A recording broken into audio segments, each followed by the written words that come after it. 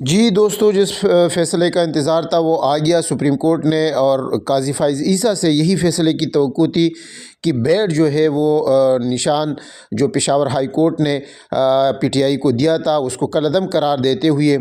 جو 14 درخواستیں تھی جن کا کوئی اتا پتہ نہیں کہ کس نے دی ہے، ان کو صحیح قرار دیا ہے۔ اور جس طرح فیصلے کیے جا رہے ہیں اور جس طرح انہوں نے عدالت 2 دن لگائی ہے، پوری قوم کو حیران میں رکھا، تو اس سے یہی لگ رہا تھا کہ وہ جو نیوٹرل کا کمپنی کا ترجمان ہے اور نون لیگ کا ترجمان ہے، پی ڈی ایم کا ترجمان وہ بنا ہے، اور پی ٹی آئی کے خلاف یہی فیصلہ آنا تھا۔ یہ پوری قوم کو پہلے سے معلوم تھا کہ یہ